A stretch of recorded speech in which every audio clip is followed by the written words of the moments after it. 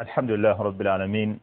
وصلى الله وسلم وبارك على عبده ورسوله محمد وعلى آله وصحبه أجمعين، ومن اهتدى بهديه واستنى بسنته إلى يوم الدين، صلى الله عليه وعلى آله وصحابته وسلم تسليما كثيرا. وبعد، مثل مجبك الله سبحانه وتعالى ثم سوى سنيمي بكوكتي ونبوة محمد صلى الله عليه وسلم بالصحابة بي نابا بنام قبيلة توصل نقل كريستين كانوا وشتيوا الله تبارك وتعالى كنت يوميقوا عن نجمي وقبيلة نقتي الله سبحانه وتعالى إروكتي الله سبحانه وتعالى تكرامك الله سبحانه وتعالى تيتلاملا تيتكبيزا إلنا تلاقينا فابليو نابا باسوكو يقام وشتيوا الله سبحانه وتعالى ولقد وصينا الذين أوتوا الكتاب من قبلكم وإياكم أن اتقوا الله تعالى ملا netulagira ababaweebwa ekitabo abaaliwo olubeerera lwammwe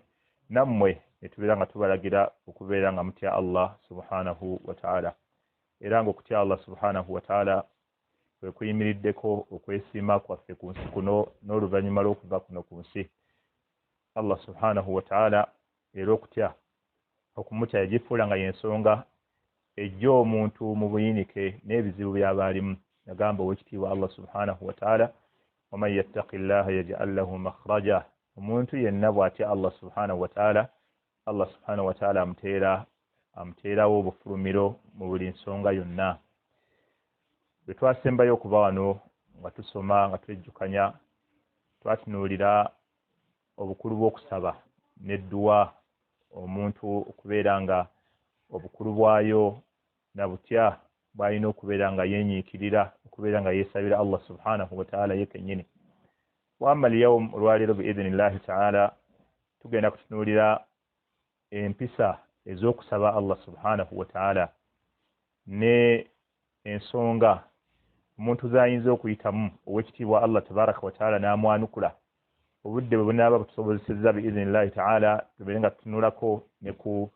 mawani' al-ijaba mawani'u al-ijaba, ensonga eziyinza okulemesa omuntu okubeera nga edduwa ye eyanukulwa gy'aba asabye Allah tabaraka wa ta'ala. Okusaba Allah subhanahu wa ta'ala ekisooka ibaada nkulu nnyo ow'ekitiibwa Allah tabaraka wa ta'ala yagitulagira ffenna, era nga okusaba Allah tabaraka wa ta'ala kyekitala omukkiriza kyabeera nakyo obudde bwonna, era nga okusaba Allah tabaraka wa ta'ala y'enkola y'abalongoofu abaatukulembera okuviira ddala ku bannabbi ba Allah tabaraka wa ta'ala. Buli mbeera lwe yabasukkangako balabanga ekyokukola ekisookerwako kudda eri Allah tabaraka wa ta'ala kumuwanjagira na kumusaba, era Allah subhanahu wa ta'ala teri yasaba okuggyako nga Allah tabaraka wa ta'ala yamwanukulanga nga bwe twalaba mu kutuba emu gye twasembyayo okuba live nga tusoma. Wamma al-yawm nga bwe mbagambye tugenda kutunuulira empisa ez'okusaba. Empisa esooka an yakuna ad-da'i muwahhidan, omuntu asaba Allah tabaraka wa ta'ala ateekwa okubeera nga muntu munnatawhid, muntu ayawula Allah tabaraka wa ta'ala. Omuntu yenna akyalina shiriki, akkiririza mu lubaale, akkiririza mu kusamira, akkiririza mu kwalula abalongo, ayina ebyawongo, tannatuuka kusaba Allah subhanahu wa ta'ala, era bye bimu ku biyinza okumulemesa okubeera nti Allah tabaraka wa ta'ala yanukula okusaba kwe kwaba asabye. Buli muntu yenna nga osaba Allah tabaraka wa ta'ala nga tonnaba kubuuza lwaki saanukulwa, lwaki sifuna kyensabye, sooka weebuuze mu mutima gwo, kubanga gwe weemanyi. Allah tabaraka wa ta'ala nti balil insanu ala nafsihi basira, buli muntu yeemanyi, gwe kennyini omanyi kyoli. Wakadhalika Allah tabaraka wa ta'ala ye kennyini akumanyi. Ala ya'lamu man khalaqa wa huwa al-latifu al-khabir, olowooza ayinza okuba nga tamanyi oyo yatonda ng'ate ye mumanyi ow'ebyama eby'omunda ddala. Allah tabaraka wa ta'ala atumanyi. Abantu bangi basaba Allah tabaraka wa ta'ala naye ng'ebimu ku biremesezza edduwa zaabwe okwanukula kwe kubeera nti bakyasamira, bakyali ku lubaale, bakyali ku miziro. Kyewuunyisa mu kibuga nga wano we tubeera okubeera nga bakyaliwo abantu abayomba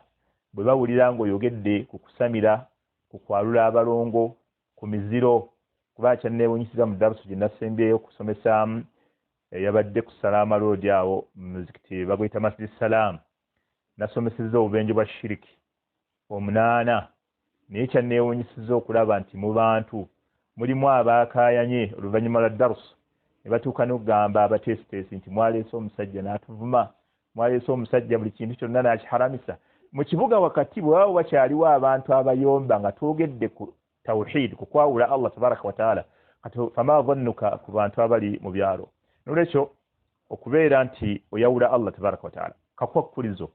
Allah subhanahu wa taala yakateekawo eri omuntu yenna agenda okumusaba. Allah subhanahu wa taala yagamba nti wa idha sa'alaka ibadi anni fa inni qarib ujibu da'wata ad-da'i idha da'ani falyastajibu li waliyu'minu bi la'allahum yarshudun. Allah subhanahu wa ta'ala yagamba mbaka sallallahu alayhi wasallam nti wa idha sa'alaka ibadi anni, abaddu bange baba kubuuzizza kunze Allah waabwe ndiruddawa ebinkwatako, fa inni qarib, nze ndi kumpi nnyo nabo, ujibu da'wata ad-da'i idha da'ani, nyanukula okusaba kw'omusabi yenna bw'abeera ng'asabye. Naye Allah n'ateekawo akakwakulizo n'agamba nti falyastajibu li, basooke baanukule omulanga gwange, waliyu'minu bi, babeere nga banzikiriza, la'allahum yarshudun, awo lwe bajja okuluŋŋama, amakulu ensonga zaabwe lwe zijja okuyitamu. Omuntu yenna omusabi ng'osaba Allah tabaraka wa ta'ala nga tonnaba kwanukula mulanga gwa Allah, omulanga gwa Allah gwe guluwa antuwahidu, okubeera ng'omwawula n'okakasa nti ddala gw'osinza nga tolina birala by'omugattako. Wa illa omuntu asaba Allah subhanahu wa ta'ala nga ali mu nsonga ezo z'emmenye, akyayalula abalongo, akyasamira, akyayabya ennyimbe, akyayinayirizi, akyakola shirika wa buli kika kyonna, tannatuuka kubeera ng'asaba Allah tabaraka wa ta'ala. Era buli lw'osabanga Allah ng'ebibyo tebiyitamu, nga tebyanukulwanga, weebuuze embeera gy'olimu, tunuulira ekibbo ky'olina, tunuulira ebintu byewateeka mu mmotoka oba mu mulyango gwo ogw'edduuka oba mu mulyango gwa nnyumba oba akatanga oba kyonna gwe ky'olina oba irizi. Buli lw'owanikanga emikono ng'ogantaye Allah gwe gwensaba, manyanga bumanya tugenda kuwanukulwa kubanga tonnaba kwawula Allah tabaraka wa ta'ala. Empisa ey'okubiri mu mpisa z'okusaba al-ikhlasu lillahi ta'ala fi du'a. Omuntu asaba Allah tabaraka wa ta'ala ateeka okubeera nga ayina ikhlas, kwe kuba nti kino kyakola akikola ku lwa Allah, amakulu nsaba Allah naye ninamu ikhlas mu kusaba. Okusaba Allah tabaraka wa ta'ala ibada, era kyobula mubaka salawatullahi wasalamuhu alayhi yagamba nti ad-du'a huwa al-ibada. Eddu'a okusaba Allah ya ibada. Ate ibada yonna gy'okola omuddu nga tonnaba gikola, sooka weebuuze ibada eno ngikola ku lwani. Allah subhanahu wa ta'ala yagamba wama umiru illa liya'budu Allah mukhlisina lahu ad-din hunafa wa yuqimu as-salata wa yu'tu az-zakata wa dhalika dinul qayyim. Allah yagamba nti tetwalagirwa okujjako twalagirwa ki kusinza Allah subhanahu wa ta'ala, naye nga mu kumusinza mukhlisina lahu ad-din, nga tukikola ku lulwe. Bw'oba osaba tosaba lwa muntu, teekamu ikhlas ng'osaba ng'omanyi nti Allah tabaraka wa ta'ala gwensaba, era Allah tabaraka wa ta'ala agenda kunnyanukula, era beera ng'olina essuubi mu Allah tabaraka wa ta'ala. N'olwekyo al-ikhlas, omuntu okuba nti ekintu akikola nga takikola ku lwa Allah, nayo y'emu ku nsonga eziremeseddwa z'abantu okwanukula. So nga ate omuntu bw'asaba ng'akakasa nti gwensaba ye Allah, era Allah ajja kunnyanukula, kubanga hadisi twagiraba mu musomo gwakulembera ng'omubaka sallallahu alaihi wasallam teriyo omuddu asaba Allah okujjako nga Allah amuwa ekimu ku bisatu: imma an tu'ajjala lahu da'watuhu, Allah asobola okukwangwiza edduwa yo gy'osabe n'agikuweerawo. Wa imma Allah subhanahu wa ta'ala an yuddakhilahu lahu fil akhirah, akikulindirizaako naaba nga ajja kikuwa ku lunaku lw'enkomerero. Oba aw an yusraf anhu min as-su'i bimithli, oba Allah asobola okumugirawo ekibi ekisinga ekyo kyasabye oba ekyenkana kyabadde asabye. Allah subhanahu wa ta'ala asobola okukuwa ekimu ku bisatu: an yu'ajjala laka da'wataka, okukuweerawo ky'osabye nga bw'okisabye; wa imma an yuddakhilaha laka fil akhirah, ky'omusabye asobola okukikulindirizaako naga nja kikuwa ku lunaku lw'enkomerero; aw oba Allah subhanahu wa ta'ala an yusrafa laka min as-su'i bimithli, asobola okujjako ekibi n'akugirawo omutawaana ogubadde gugenda okukutuukako nga gwenkanankana okusaba ky'obadde osaba, oba ekinene n'akugirawo ekinene ekisinga ky'obadde osaba. Kyobalaba Imam Ibn Hajar rahimahullah, aba madhhabu ga Imam Maliki rahimahullah ta'ala, yagamba nti timusabi, ekyo hadisi yetulaga nti teri musabi okujjako nga ayanukulwa walakin tatanawwa'u al-ijaba naye okwanukulwa kwe kujja mu ngeri ez'enjawulo ekyo Imaamu Ibn Hajari rahimahullahu ta'ala yakyogera wakadhalika ne abamanyi abalala bangi abali ku madhhabu ga Imam Maliki baga nti omuntu yenna asaba Allah tabaraka wa ta'ala yanukula walakin tatanawwa'u al-ijaba okwanukulwa kwe kujja mu ngeri ez'enjawulo kitegeeza gwe buli lwotayanukulwa wateeka okubaawo nga imma empisa totuukiriza mpisa za kusaba oba waliwo mani'u min mawani'i al-ijaba waliwo kyokola nga kiremesa okusaba kwo okubeera nga kwanukulwa wa imma oba nga totuukiriza kusaba nga bw'oteekwa kusaba kulwa Allah tabaraka wa ta'ala. Imaamu Ibn Abdul Barri y'omu ku madhhabu kuba murajjih aba madhhabu ga Imaamu Maliki naye yagamba ekigambo ekyo kyenjogedde nti okusaba buli musiraamu yenna asaba ayanukulwa naye okwanukulwa ke kuyinza imma okujja mu nzija ez'enjawulo. Empisa ey'okusatu mu mpisa ez'okusaba Allah subhanahu wa ta'ala an yas'ala Allah ta'ala bi asma'ihi wa sifatihi yani an yas'ala al-'abd rabbahu subhanahu wa ta'ala bi asma'ihi wa sifatihi ekigambo ekyokwawula Allah subhanahu wa ta'ala mu kusaba kyenva okwogerako empisa ey'okubiri kyobalaba abantu abalunnyanja wa hatta naye abaali tebakkiriza Muhammadin sallallahu alaihi wasallam nga bashiri kubali Makka bwe baatuukanga ku nnyanja nga kazigizigi yazze ng'embeera etabuse Allah subhanahu wa ta'ala ye kennyini olw'okuba baamwawulanga mu ssaawa eyo Allah yayogera nti yabaanukula. Allah yagamba suratu Ankabut fa idha rakibu fil fulki da'u Allah mukhlisina lahu ad-din bwe beebagala ennyanja bw'etabuka ne balaba ng'egenda kubazikiriza da'u Allah mukhlisina lahu ad-din basaba Allah nga batukuza eddiini ku lulwe amakulu nga tebamugattako kintu kirala mu kumusaba nga bakakasaba yekka Allah subhanahu wa ta'ala naye olw'obulungi bwa Allah n'okusaasira kwe eri abaddu be n'okuba nti atulumirwa abasajja bashiriku naye olw'okuba wano bamwawudde mu musaba nga bali mu kazigizigi Allah agamba nti da'u Allah mukhlisina lahu ad-din baanukula basaba Allah subhanahu wa ta'ala nga bakakasa ye gwe basaba yekka bwe bamala okukola ekyo Allah subhanahu wa ta'ala abaanukula naye ebyembi bw'amala okubawonya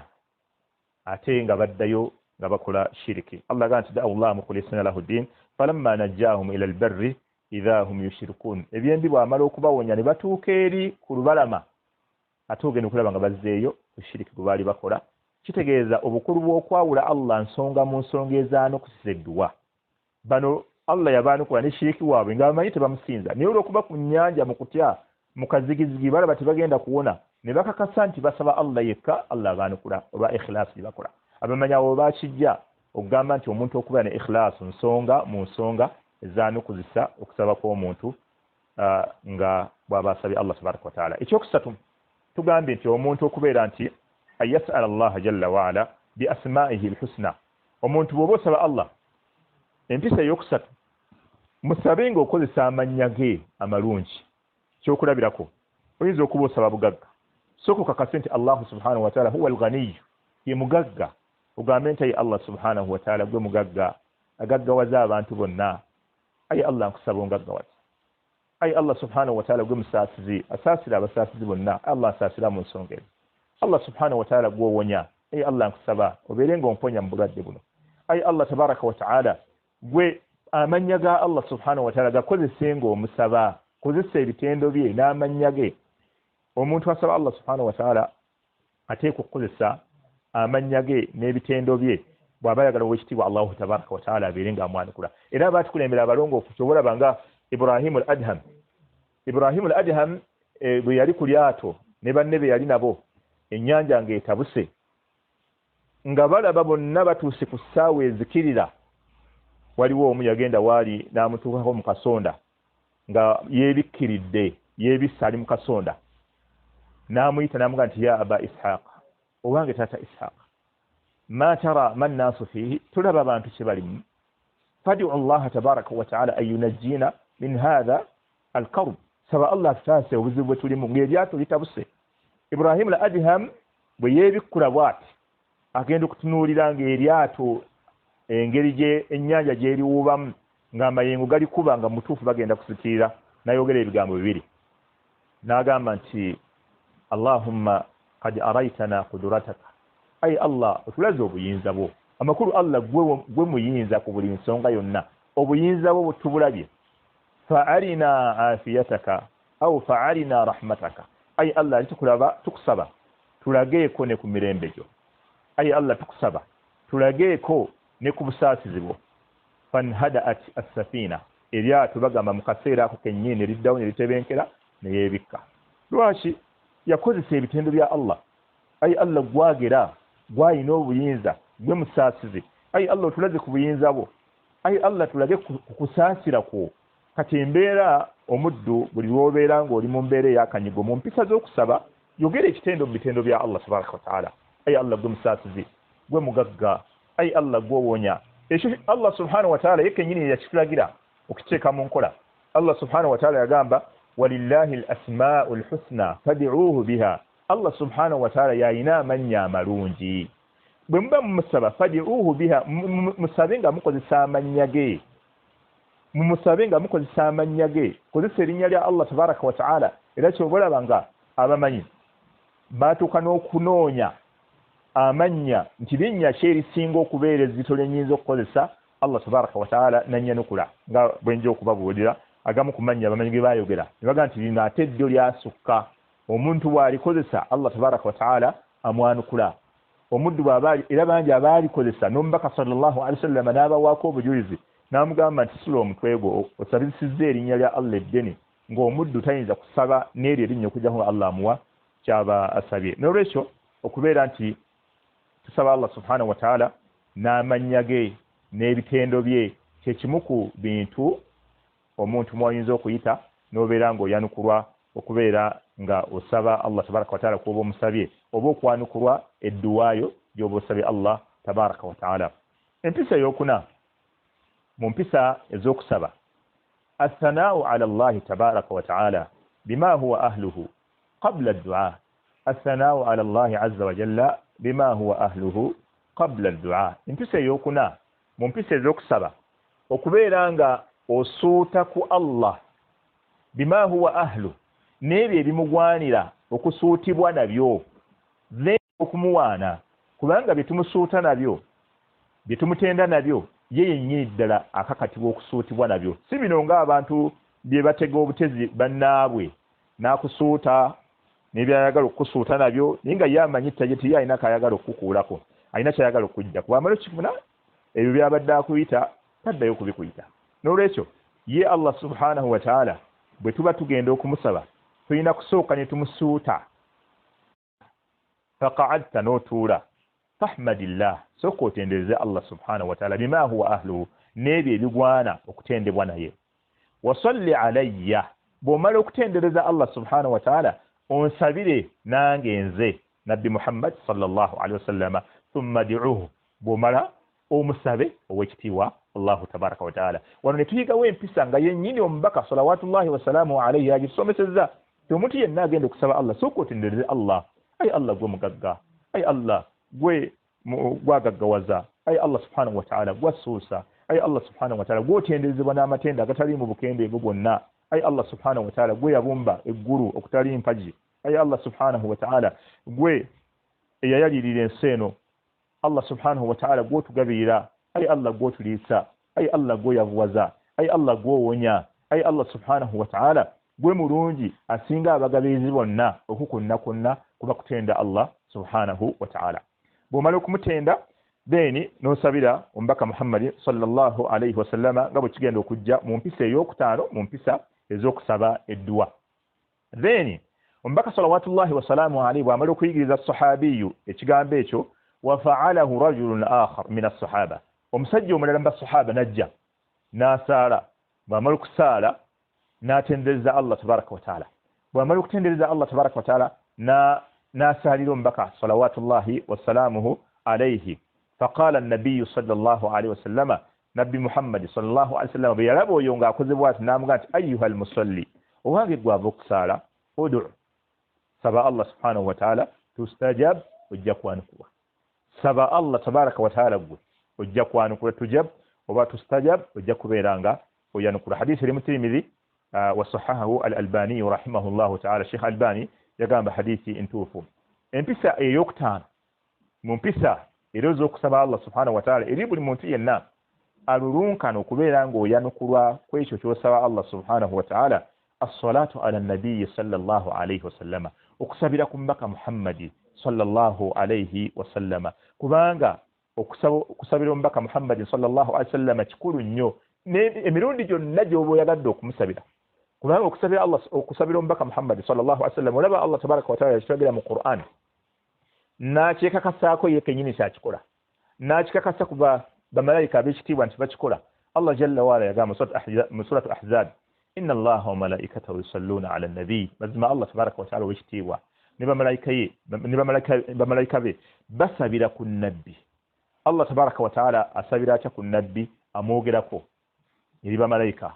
amussaako kusaasira kwe okwe kusabira Allah oba kwe kwogera kwa Allah kwayogera ku nabbi Muhammad sallallahu alaihi wasallam ate bamalayika be ne basaba Allah ay Allah musseeko kusaasira n'atulagira ffe abakkiriza n'atugamba nti abange mwe abakkiriza musabire ku nabbi olusabira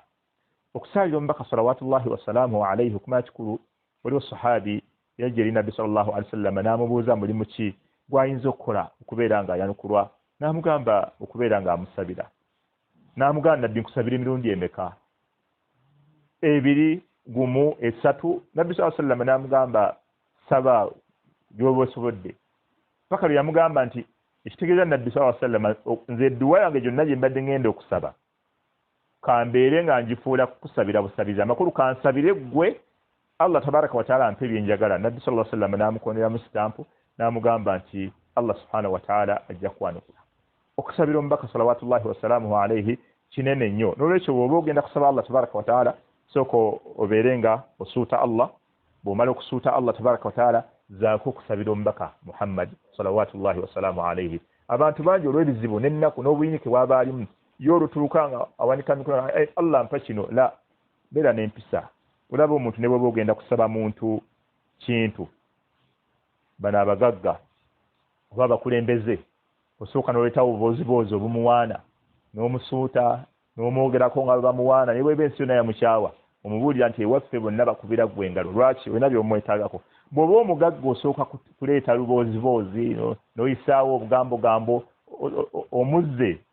ate omubaka sallallahu alaihi wasallam lwaki tumusabira n'olwekyo kya mu mpisa omuntu omusabi ayagala Allah tabaraka wa ta'ala okumwanukula sooka otendera Allah bw'omala okutenda Allah sabira omubaka Muhammad sallallahu alaihi wasallama then osabe Allah tabaraka wa ta'ala omubaka salawatullahi wasalamu alaihi yagamba okusaba kwonna kullu du'a okusaba kwonna oba omusabi kwonna mahjub kulina ejjiji okusaba kw'omuntu yenna kulina ejjiji hatta tusalli ala nabi sallallahu alaihi wasallam okutuusa omusabi lw'amala okusabira omubaka alayhi salatu wassalam empisa ey'omukaaga mu mpisa ez'okusaba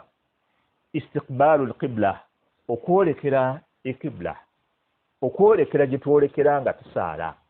kya mu mpisa ennungi nnyo nkulu nnyo eri omuntu aba asaba Allahu tabaraka wa ta'ala lima thabata fi sahih olwa hadithi eri muslim anna nabiyya sallallahu alayhi wasallam lamma kana yawm badr استقبل القبلة نبي صلى الله عليه وسلم ونقول بدري ورمكو نقول السياسين زوكستوا إلي بالصحابة وانغانا عليه الصلاة والسلام kubanga baatuka okuba nti bagenda kusinkana abashiriku nga bali mu 10 wa ziyada ng'omubaka alayhi salatu wassalamu alina basahaba 314 embeera neddugala omubaka sallallahu alaihi wasallam n'atunuulira basahaba n'ababuuza bannaye tukoze tutya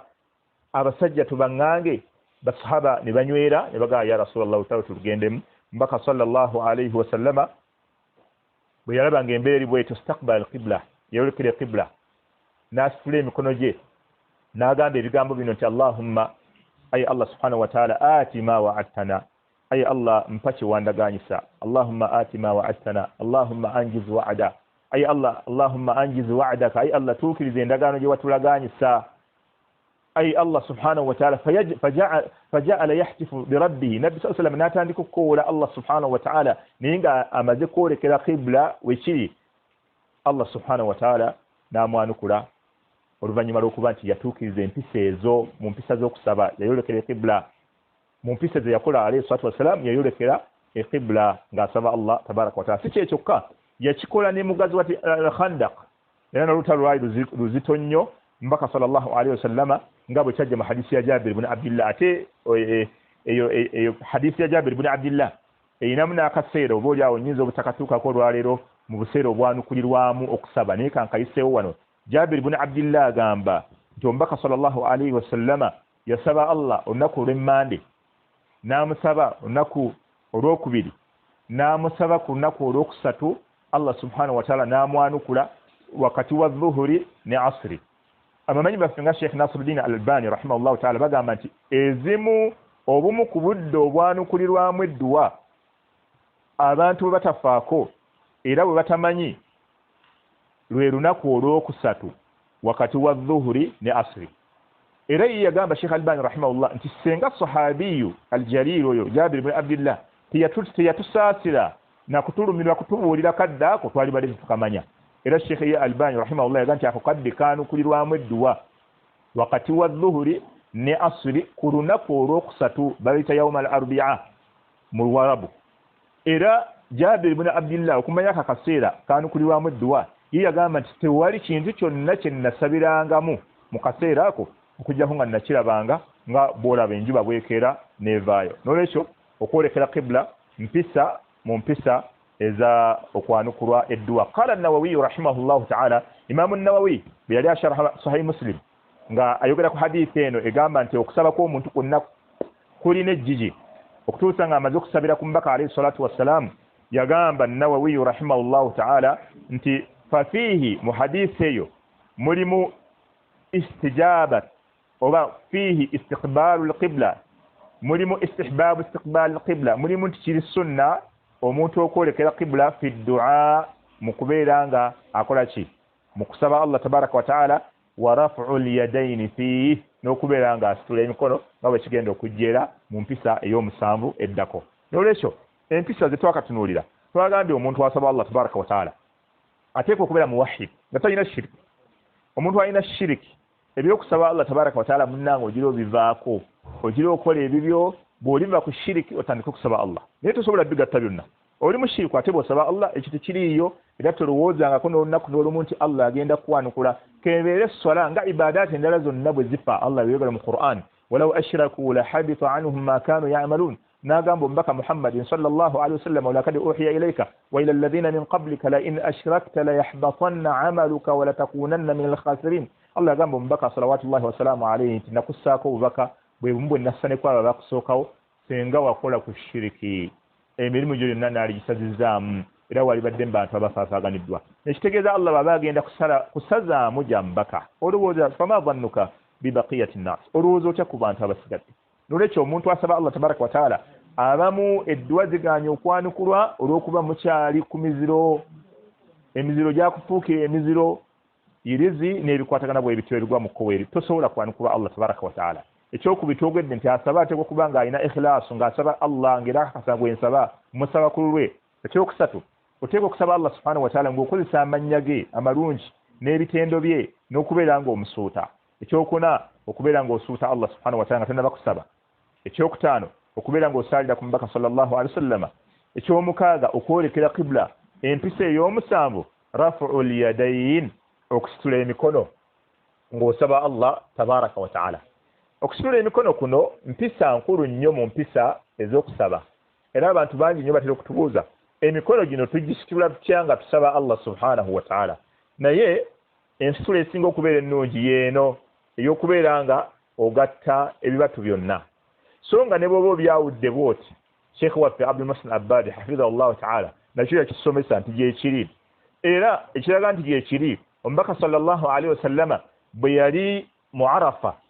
ng'asaba Allah tabaraka wa ta'ala bagamba yasitula emikono n'atuuka okuba nga yagyongerayo ne batuuka okulaba mu nkwawa ze zombiri. Kitegeeza kuba nti yagisitula wa hatta hadithi eraga nti yatuuka okuba nga ebibatu biringa ebitunudde wansi bishiddatul mubalagati rraf, olw'okuba nti yasitula nnyo n'ajambuza mu kaseera ako ng'enjuba neetera oggwa ku lunaku olwa Arafa nga bwe tujja okulwogerako era mu nnaku ezaanukulirwamu okusaba kw'omuntu aba asabye. Naye alimuhimu wano kyembadde njagalamu okusitula emikono nti mpisa mu mpisa z'okusaba lima thabata min hadith Salman radiyallahu anhu anna nabiyya sallallahu alayhi wasallam qaala,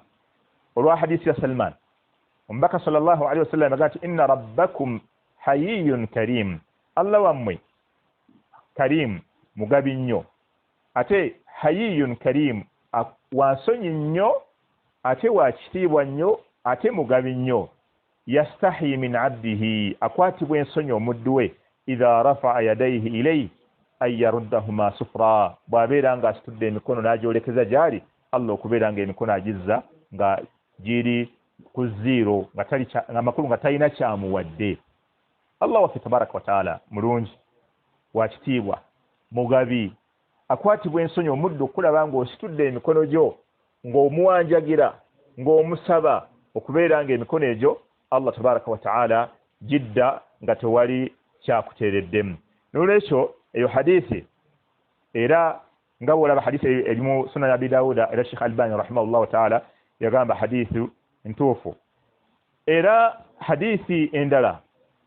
erimu ensonga nnya mbaka sallallahu alayhi wasallama zeyayogera naye nga zonna min asbaabi ijabati du'a zezimu ku nsonga ezanukuzisa okusaba kw'omuntu muzo mbaka sallallahu alayhi wasallama yayogeramu kinjaga nti yamuddu yadayhi ila samaa omuddu ng'awanise emikono gye asaba Allah tabaraka wa taala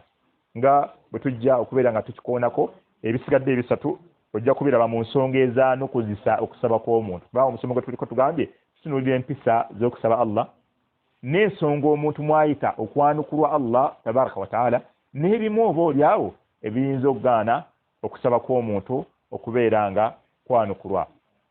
Empisa ey'omunaana mu mpisa ez'okwanukulwa edduwa eby'omusabi aba asaba Allah tabaraka wa taala kwe kubeera nti al-yaqiinu omuntu okubeera nga ayina yaqiinu kyekiruwa okukakasa ng'okakasiza ddala nti gwe nsaba ajja kumpa si kusaba gezaako bugeza. Ebintu bingi abantu bagezesaako bugezesa, ebintu bingi bigaana. Omuntu n'aba n'omulwadde n'asooka n'amutwalako mu ndagu ne bigaana, n'amutwalako mu basomi b'edduwa ne bigaana, n'amutwalako ku malwaliro gonna ne bigaana, n'agamba kati omulwadde asigadde ku bwa Katonda kamukwase Mungu. Kati luli abadde ku wange naye kangezeeko kati dduwa zokka ze nsigadde okugezaako ebirala birabika byagaanyi. Edduwa bwe tuba tusaba Allah tabaraka wa taala si kugezaako. Omuntu oteeka okusaba ng'okakasa nga n'omutima gwo ogutaddeyo nti ddala nsaba Allah tabaraka wa taala ng'okakasa nti Allah subhanahu wa taala ajja kukuwa. Mbaka sallallahu alaihi wasallam yagamba ud'u Allah wa antum muqinuuna bil ijaba, musabenga Allah nga mukakasiza ddala nti Allah ajja kubaanukula. Wa'lamu era mukakase mumanye anna Allah la yastajibu du'aan min qalbin ghafil. Allah tayanukula kusaba kwa muntu okuva mu mutima omugayaavu. Allah tayanukula musabi yenna nga yasaba tabiriiko, oteeka okuteekayo omutima n'okakasa nti Allah subhanahu wa ta'ala gwe nsaba era Allah subhanahu wa ta'ala ajja kumpa. Era ekirala mukyo wa idhaaru al-faqr wal hajati ila Allah. Bw'oba osaba Allah subhanahu wa ta'ala yolesa obwetaavu bwo. Tusaba nga olatta otunudde eri waggulu, ebirowoozo biri walala, olowooza birala, ate n'osaba omutima guteekeyo ng'osaba Allah subhanahu wa ta'ala ng'okakasa nti Allah tabaraka wa ta'ala musaba gwe nsaba era agenda kumpa. Oyolese obuyinike bwo n'obwavu bwo, tewali kigana kulombojja. Ayi Allah tabaraka wa ta'ala abaana bange tebasoma, ayi Allah tabaraka wa ta'ala wanzija mu kyalo, ayi Allah subhanahu wa ta'ala embeera eri bweti wempangisa Allah subhanahu wa ta'ala sente sirina, Allah subhanahu wa ta'ala akola ku mulimu bwe guti ne bangoba. Ayi Allah tabaraka wa ta'ala yolese obuyinike bwo. Ayi Allah tabaraka wa ta'ala wendi ndiwo kululwo. Ayi Allah subhanahu wa ta'ala yolese obuyinike, kubanga ekyokwolesa obuyinike bwo ze zimu era ku nsonga ez'omuntu okubeera nti oyanukulwa edduwa. Kati olaga olaba n'omuntu ne bw'oba omusaba busabi nga weegaggasa ng'osaba muntu munno tasobola kuwa, oteeka okulaga obwetaavu. Allah subhanahu wa ta'ala mulage obuyinike bwo, obwetaavu bwo. Era bannabbi ba Allah tabaraka wa ta'ala bw'osoma mu Qur'an bonna bwe baabanga basaba Allah subhanahu wa ta'ala bayolesanga obwetaavu n'obuyinike. Era kyobola bwe tuba tusaba edduwa y'enkuba tulina we tutuuka ne batugamba n'engoye tuzikyuse. Bw'oba oyambadde enkofiira eno gikyuse ogyambalire ku bikukujju, bw'oba oyambadde jaketi oba saati gikyuse ogyambalire ku bikukujju, oba obisse ekitambaala ku mutwe kikyuse. Lwaki? Oyolese kwegamba embeera ey'okulaga nti tuli bayinike nnyo, tuli beetaavu Allah tabaraka wa ta'ala gy'oli. Omu ku bannabbi ba Allah Zakariya yagamba nti rabbi inni wahana al-'azmu minni washta'ala ar-ra'su shayba ولم أكن بدعائك ربي خفيا ولم أكن بدعائك ربي شقيا وإني خفت الموالي من ورائي وكانت امرأتي آقرة فهب لي من لدنك وليا يرثني ويرث من آل يعقوب واجعله ربي رضيا. نبي زكريا يقانت ربي إني وهن العظم مني يا الله ما قم بغانو غاين جبسي نكدي asusize emyaka ekinaana laba bwe yennyonnyolako washta'ala ar-ra'su shayba n'omutwe Allah guguno gwonna gumulisizza gwonna gufuuse envi ay Allah nteddemu nkaddiye walam akun bidu'aika rabbi shaqiya naye Allah tabaraka wa ta'ala kasyantandika kusaba sina lwe nali kusaba n'embeera wakikwa fahabli min ladunka waliya ay Allah nkusaba ompe omwana ava gy'oli yarithuni abeerenga nsikira ويرث من آل يعقوب أسكرنا بانت يعقوب واجعله ربي رضيا أتي الله مسلم ومانوي مؤاين دلي يقامت وكانت امرأتي عاقرة نمشالا وانجي مقومبا أي الله نمشالا كدي نيتزالا وكوكو نقولي بينيكي نبوافو نبويتابو إلي الله تبارك وتعالى الله سبحانه وتعالى ويمر كولي بيونا نالا غانتي أودم نالا غانتي أقومي لنبي نوحو yaganza rabbi inni maghlubun fantasir ay Allah mpanguddwa abasajja banvumye nkowodde da'wa myaka 95 naye wentuse inni maghlubu ay Allah nkomye ay Allah bampangudde fantasir ay Allah tafa Allah subhanahu wa ta'ala fastajabna lahu agani tumwanukula wakadhalika linnabi zakariya Allah subhanahu wa ta'ala agani fastajabna lahu wa wahabna lahu yahya nitumwanukula nitumuwa mwana ayitibwa yahya Allah subhanahu wa ta'ala yahya yamutuma kumutuma erinnya erya yahya nga bwe yayogera mu sura endala nti yaite etuumibwangako na muntu yenna lwaki zakariya yayolesa obwetaavu n'obuyinike eri Allah tabaraka wa ta'ala era kyobolaba ne omuku bamanyi aba hadisi abanene nnyo gubayita Muhammad ibn Munqadiri agamba lumu abali mu muzikiti gwa Nabbi Muhammad sallallahu alaihi wasallama e Madina ekiro ng'ali mu kifo waasaalira aga nti fadakhala rajulun min almuslimina omusajja n'ayingira mu muzikiti faraka rak'atayn nasala era kabbiri naye nga yali ayambadde enkutu nessuuka ng'ajezingiridde naye nga as'asa aghbara bwe mutunuulira tanyirira nnyo asiiwuuseemu naye engoye zayambala nga tezitukula bulungi agamba mu kiseera ekyo abantu b'e Madiina ne Makka baali basabye enkuba ng'enkuba terabika ng'enkuba Allah tabaraka wa ta'ala najibawa agamba omusajja ngendo okulaba wamala okusaala farafa yadayhi ila sama nasula emikono n'agyolekeza waggulu n'ayogera ekigambo kyo n'agamba nti Allahumma ay Allah inna ahla alharami abantu b'omu haramu wano abameka amakumi Makka ne Madina qad istasqawqa bakusabye Allah okubatonyeseza enkuba falam tusqihim naye Allah tobatonyeseza enkuba Allahumma aqsimu alayk ay Allah nkulayira an tunazzila alayhim almatar abantu bano batonyeseza enkuba agamba Muhammad ibn Munqadir faqultu fi nafsi rajulun majnun ngamba mutima gange tanalika mulalu rajulun yaqsimu ala Allah fi du'a musajja atala ila bulaizi Allah nga musaba Allah nkulayira agamba wallahi ma taharraka fi makanihi illa wa qad nazala al-matar agatu musajja wallahi ndaira Allah yalita nabakuva mu kifo ng'enkuba emaze okutandika okutonya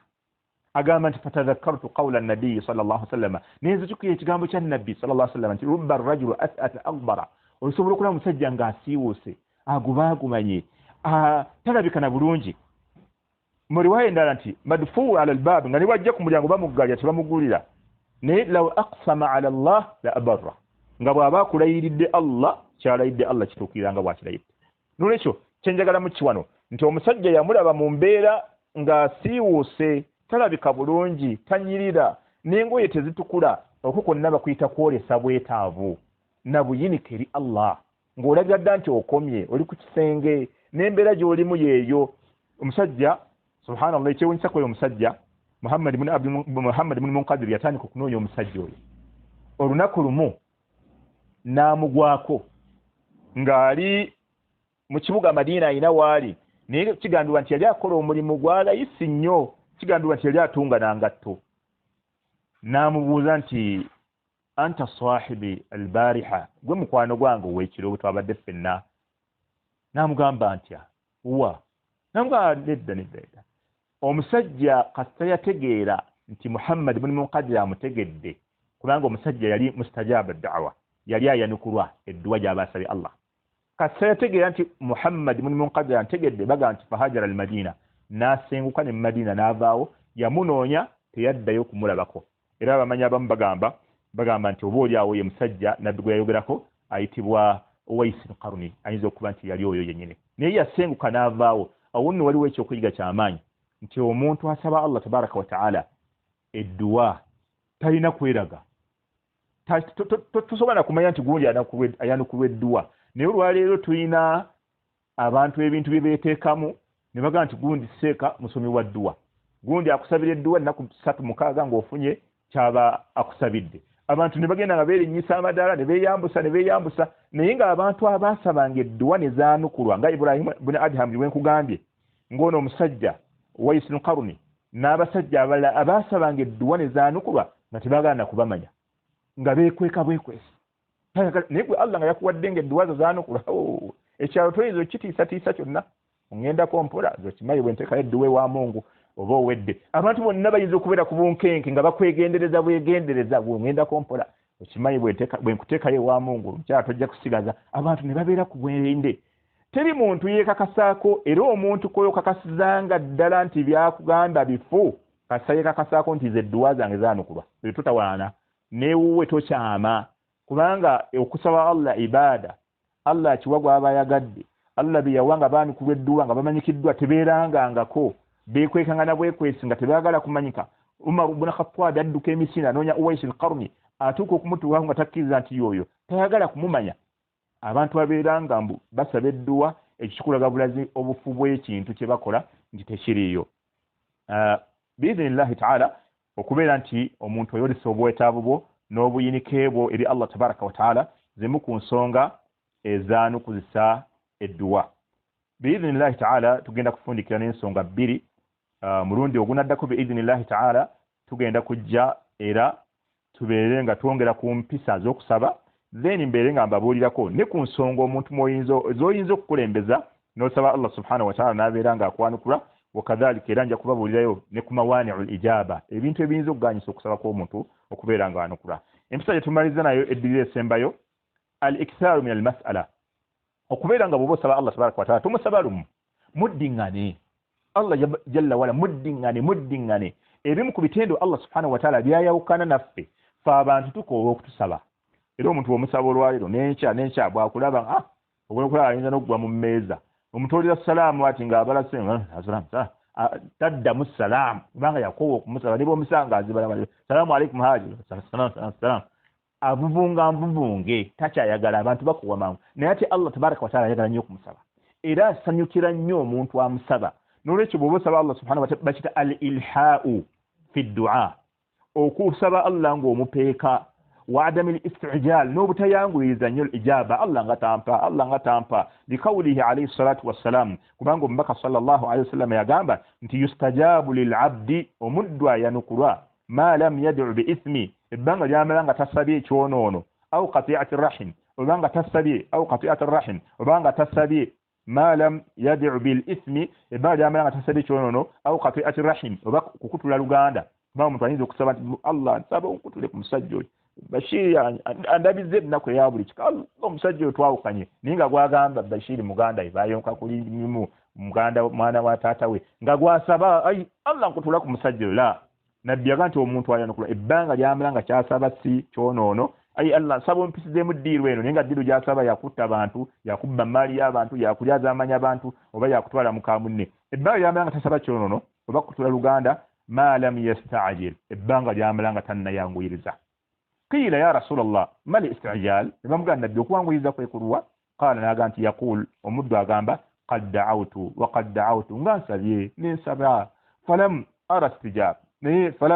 فلم ارى استجاب فلم ارى يستجب لي فلم ارى يستجب لي نسلا ونيا نكروا فيستحسر نغوا مسوب عند ذلك واتاني كوكوغere ebyo ويدعو الدعاء اكبام نبيو كسبا نبي بلا كدار اخرجه البخاري ومسلم حديث البخاري ومسلم ekiraga nti okusaba Allah subhanahu wa ta'ala bobo musaba tupapa yangu yitiriza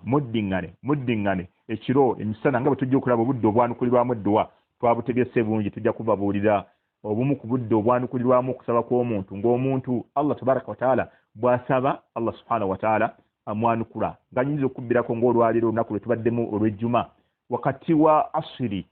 ne magharibi obwo budde bwanukulwa olwa hadisi ya Abdullah ibn Salam ne hadisi ya Abdullah ibn Umar ne basahaba bala olwokutaano wakati wa asiri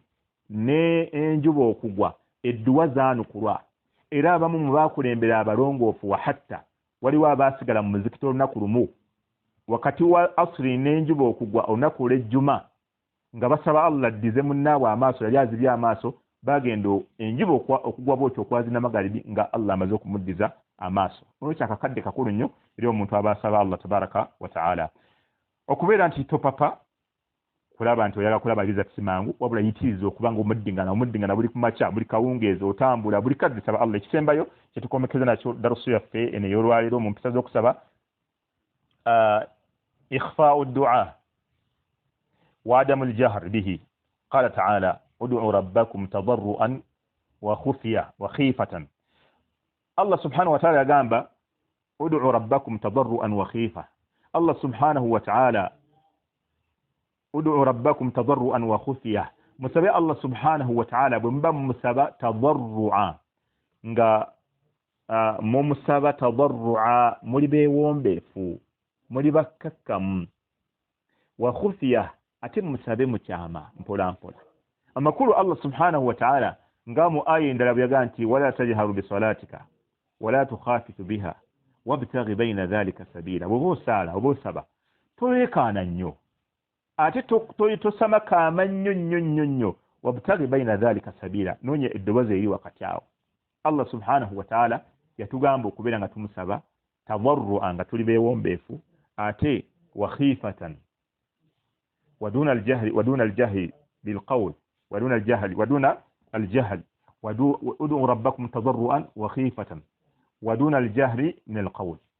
الله سبحانه وتعالى تugamba tumusabe nga tuli bewombeefu nga tuli bakkakkamu sobola baffe abasiraamu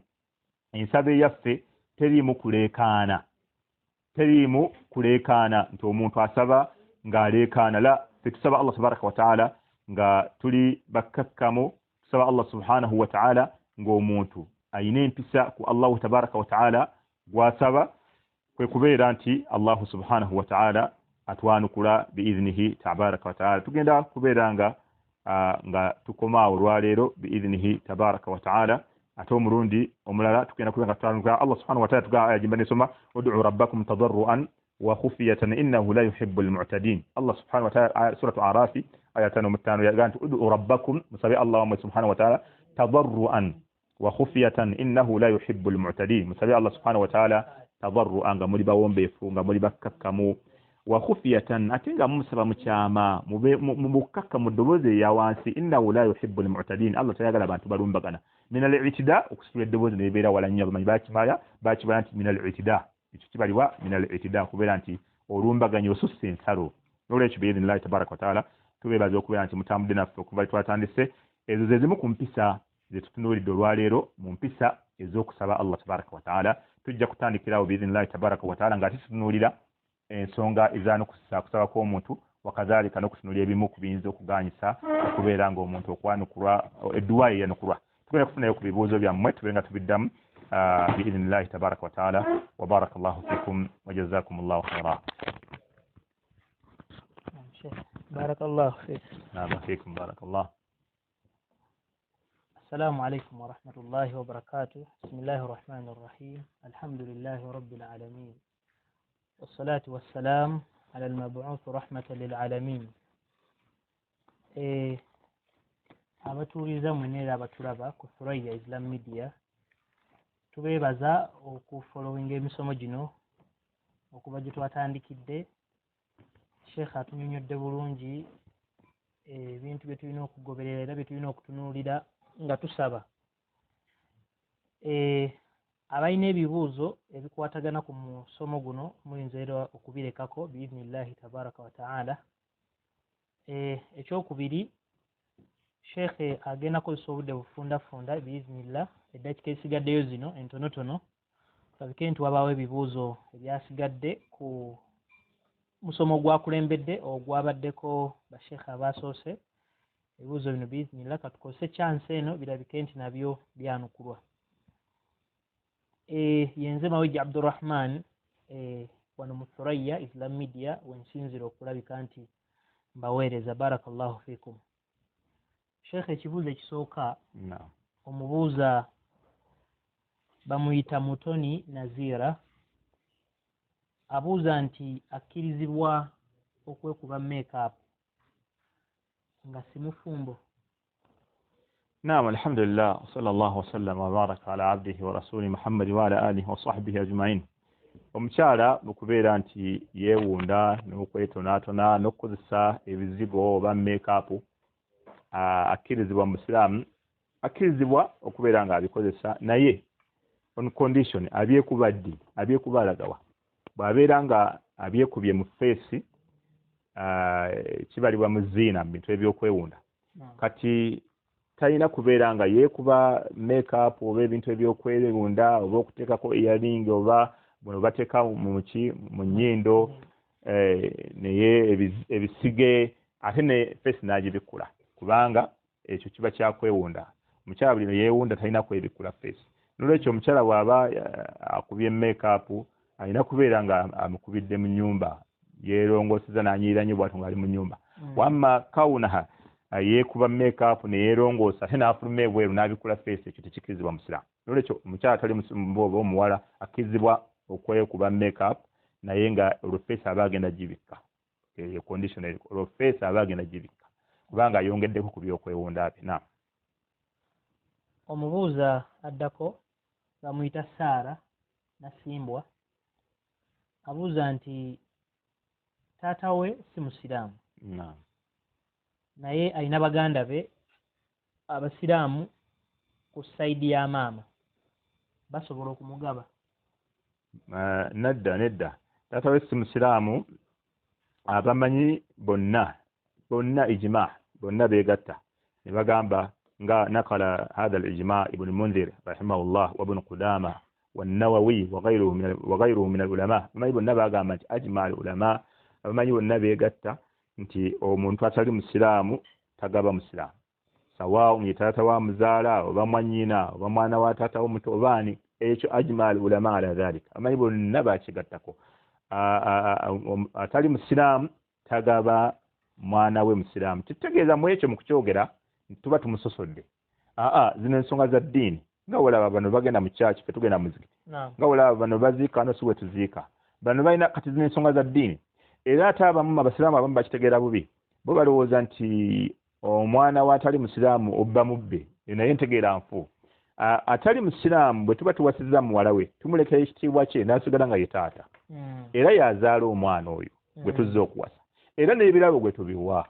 Naye bwe tutuuka mu mukolo guno ogw'okugaba, guno mukolo gwa ddiini, tulina gukola musiraamu na musiraamu. Kubanga gwa ddiini ebitiibwa byonna byonna n'amayinja ge agasigazza nga taata. Naye wano mu kugaba guno omukolo gwa ddiini nga bwe tutayinza kumuyita nti jangu osaale, era naye yennyini bwe tukima eswala agenda eri. Kati ne wano mu kugaba tuleetawo omuntu yenna alina oluganda ku oyo omuwala nga musiraamu. Bw'atubula tugenda ewa imaamu oba ewa mufti n'aba ng'atwala obuvunaanyizibwa obw'okugaba omuwala oyo, naye nga taata we tamugaba wadde mwannyina wadde omuntu yenna amulinako oluganda kasaba nga si musiraamu. Naam. Kati ono abuuzizza direct ku muganda we bazaali muganda we okuva mu maama asobola okumugaba? Muganda we okuva mu maama musiraamu oba si musiraamu? Musiraamu amugaba kubanga nkugambye nzizeemu negamba nti tunoonya mu famire ye, mu bantu abamuli okumpi ani musiraamu aliwo. Bwe tusiŋŋana ng'omwana wa maama we omuto yaliwo batumugamba abeere ng'amugaba. Ku madhhab abalaba nti naye nga bw'otunulira ffe bwe tuba tusoma ebya miraasi, oyo omwana bamuyita akhuli ummi, mwana wa maama, ebyobusika by'obusiraamu.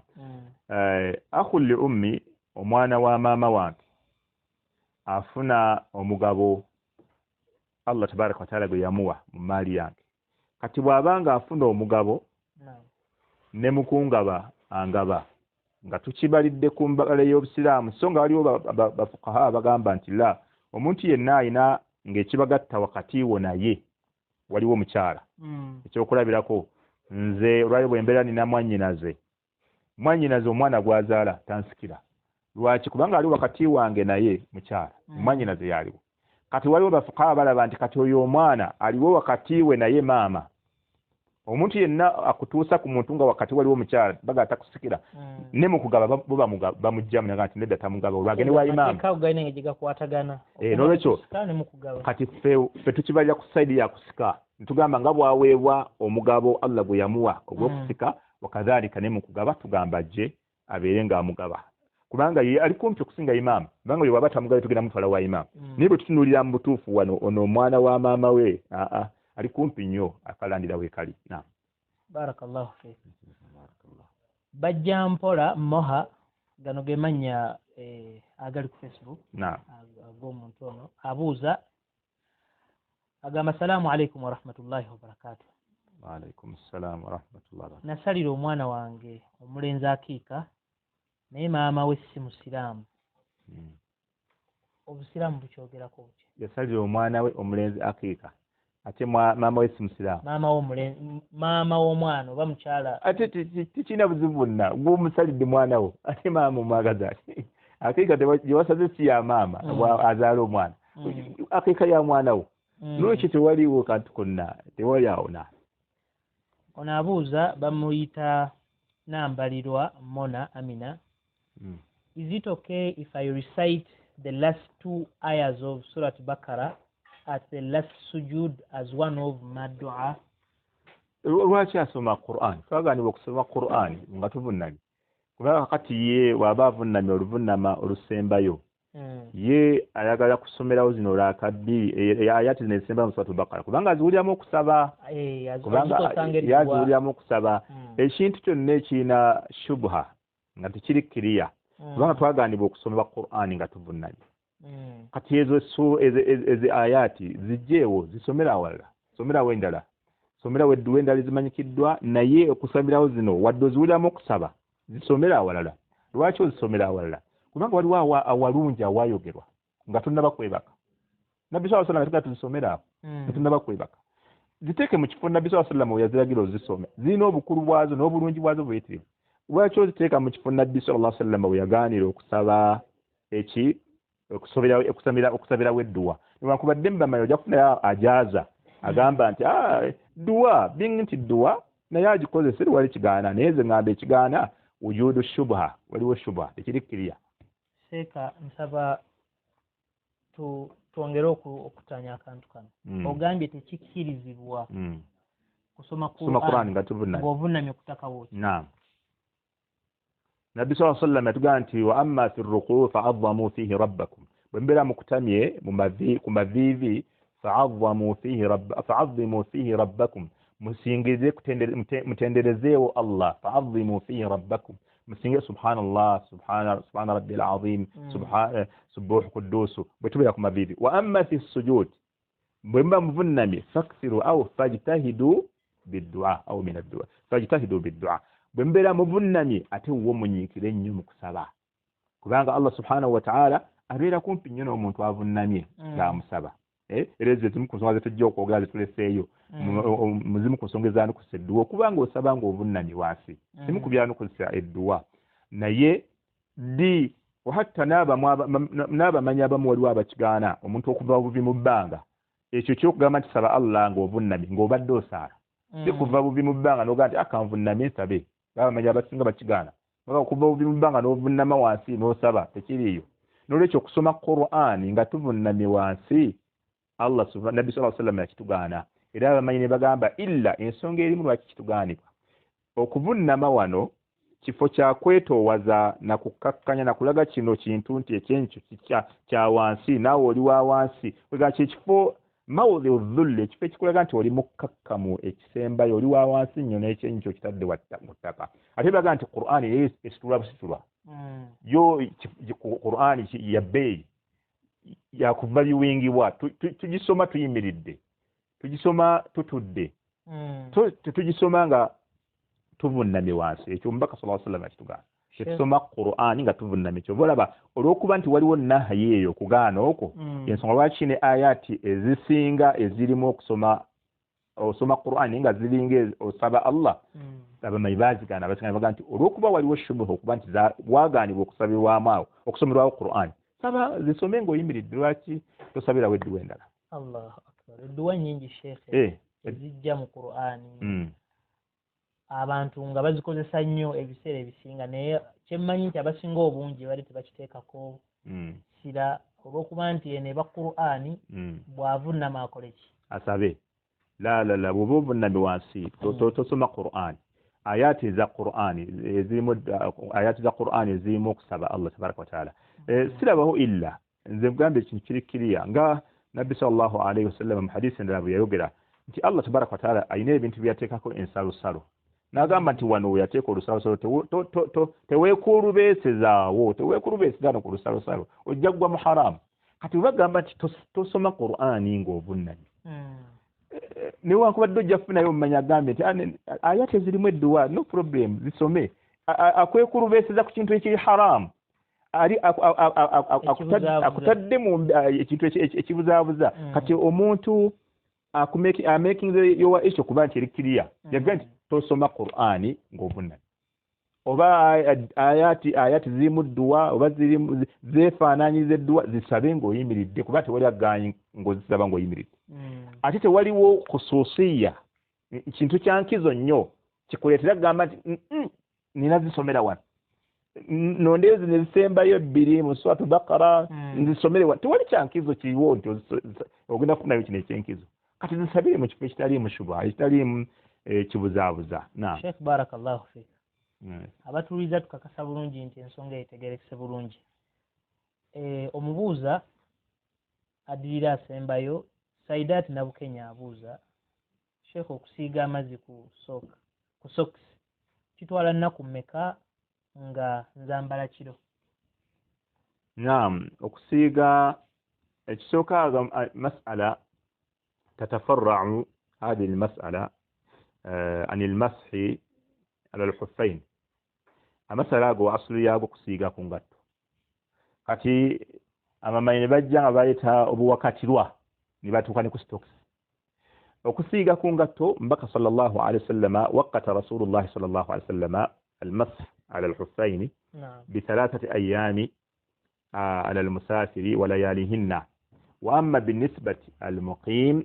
يوما وليلة mbaka صلوات الله وسلامه عليه يا تكوب حديث علي بن أبي طالب ni hadithi ya المؤمنين عائشة رضي الله عنها buyagamba yamubuza ntigenda obuze Ali kubanga Ali yatambulanga nnyo ne Nabbi sallallahu alaihi wasallam Nabbi yatekawo okusiga ku ngatto ennaku 3 n'ebiro byazo eri omuntu omutambuze ate omuntu ali awaka atali mutambuze lubeera olunaku lumu n'ekiro kyalwo kiba kitegeeza ki nti nno ewuzu y'okusiiga eggwako n'eri ebbanga katali bbanga liweddeko tolina kulindaga nti ebikumalako wuzu ebya bulijjo byolina okulinda kasita ennaku Nabbi ziyateekawo oba essaawa oba ebbanga liggwako baasi ewuzu eba ekuweddeko kati muganda waffe ono agamba stocks lunaku lumu n'ekiro kyalwo fahara y'okusiiga ku stocks eba eweddeko naye stocks ezoogerwako ezisiigibwa ze zino engumu si stocks buno obwoluwewere ng'ate amazzi gayingira la ate si stocks ezirimu ebituli ebisukka olugalo luno bwe luti ng'ekiseera kino stocks abamanyi bagamba la bajawukanaku ekituli kasa kiba kinene la nolwekyo alimuhimu mu kyenjagalamu nti omuntu asiiga ku stocks olunaku olwo n'ekiro kyalwo ng'addamu ng'ayambulamu ng'afuna wuzu abala kiro n'olunaku kati fedde tufaayo oba si azambala kiro kyokka alimuhimu kasita tasusa eyo bbanga oba ayambadde kiro kyokka oba ayambadde misalabi gokka kasita tasusa lunaku n'ekiro kyalwo naamu ensonga eyo nkakasa etegerekese bulungi Rashmi Aisha abuuza kikkirizibwa okussa eye drop ku maaso ng'osiibye eye drop ku maaso ng'osiibye ekisooka tutunuulira amaaso galina akakwate konna n'omumiro